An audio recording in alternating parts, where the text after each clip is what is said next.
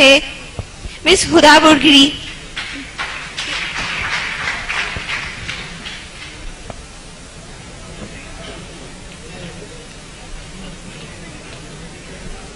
عزت نفس کسی شخص کی محفوظ نہیں، اب تو اپنے ہی نگہبانوں سے ڈر لگتا ہے. ڈنکے کی چوٹ پہ ظالم کو برا کہتی ہوں، مجھے سولی سے نہ زندانوں سے ڈر لگتا ہے. جناب اعلیٰ، وطن عزیز کے حکمران اور عہدیدار ہاتھ میں کشکول لیے اغیار کے سامنے ہر وقت بھیک ملنے کے منتظر رہتے ہیں، جو نہ صرف اس ملک کے تشخص کو پامال کر رہے ہیں بلکہ آنے والی آئندہ ہماری نسلوں کو گداگری جیسی شرمناک عادت سے متعارف بھی کروا رہے ہیں. تاریخ میں ایسی کئی قوموں کے قصے رقم ہیں جن قوموں نے مسلط کے نام پہ اپنے سروں کو جھکا کر دستے سوال بلند کیا اور بعد میں جن کا انجام بازار میں بکنے والے سفید جسموں کی مانند کمتر اور حقیر بن کے ابھرا. ایسا ہی کچھ حال وطن عزیز کا بھی ہے. جناب اعلیٰ، پاکستان پچھلے 10 سالوں میں امریکہ سے $18 بلین کی رقم موصول کر چکا ہے. امداد پہ امداد لینے کی یہ وجہ جب ان حکمرانوں سے پوچھی جاتی ہے تو جواب یہ ملتا ہے پاکستان ایک غریب ملک ہے، بھوک اور افلاس انتہا پہ ہے، لہٰذا امداد لینے کے سوا کوئی چارہ نہیں ہے. تو جناب اعلیٰ، میں نے سوچا ذرا ان کلمات پہ اعتبار کرتے ہوئے اپنے گھر سے باہر نکل کر دیکھوں کہ امداد کے نام پہ ملنے والی اس بھیک نے میرے ملک کی عوام کے حالات زندگی کہاں تک بدلے ہیں. تو جناب اعلیٰ، بہت افسوس ہوا.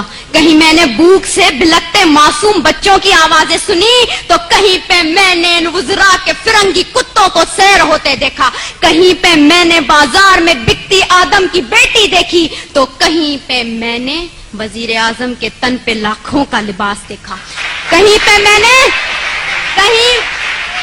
میں نے اولاد برائے فروخت کے نعرے سنے تو کہیں پہ ان وزیر اعظم اور حکمرانوں کے آگے پیچھے جاتی 10 مرسڈیز کو دیکھا، کہیں پہ میں نے عافیہ صدیقی کی ماں کو اس کے انتظار میں تل مرتے دیکھا تو کہیں پہ میں نے اس ملک کے حکمرانوں کو امریکہ کی خوشامد میں دن رات ایک کرتے دیکھا. میں کیا بتاؤں میں نے کیا دیکھا. ڈرون حملوں میں مرنے والوں کی لاشوں کو دیکھا، کئی عورتوں کے اجڑتے سہاگوں کو دیکھا، کئی نوجوانوں کو ہاتھ میں ڈگریاں لیے بے روزگاری کے عوض پارلیمنٹ ہاؤس کے سامنے آگ میں جھلستے دیکھا، کئی میں نے بزرگوں کو پارلیمنٹ ہاؤس کے سامنے پینشن نہ ملنے کی خاطر ہلاک ہوتے دیکھا. جناب اعلیٰ، میں نے اس ملک کے ہر شہر ہر کوچے میں کربلا کا میدان دیکھا تو بے اختیار میری زبان پہ یہ الفاظ آ گئے: اصول بیچ کے مسند خریدنے والوں، نگاہ اہل وفا میں بہت حقیر ہو تم، وطن کا پاس تمہیں تھا نہ ہو سکے گا کبھی کہ اپنی حرص کے بندے ہو، بے ضمیر ہو تم. جناب اعلیٰ، چند روپوں کے عوض اس ملک کی عزت و توقیر کو گروی رکھنے والے ان حکمرانوں نے ہم سے ایک غیرت مند قوم کہلوانے کا حق چھین لیا ہے. آج پاکستان اسی غلامی کی زنجیر سے بندھنے جا رہا ہے جس سے آزاد کروانے کے لیے کئی مسلمانوں نے اپنے لہو سے مقتل گاہوں کو سجایا تھا، کئی آدم کی بیٹیوں نے اپنی عصمتوں کو سرے بازار نیلام کروایا تھا، کئی شہیدوں نے جس گلستان کو سجانے کے لیے اپنا لہو بنایا تھا. کیا یہ ہے وہ پاکستان؟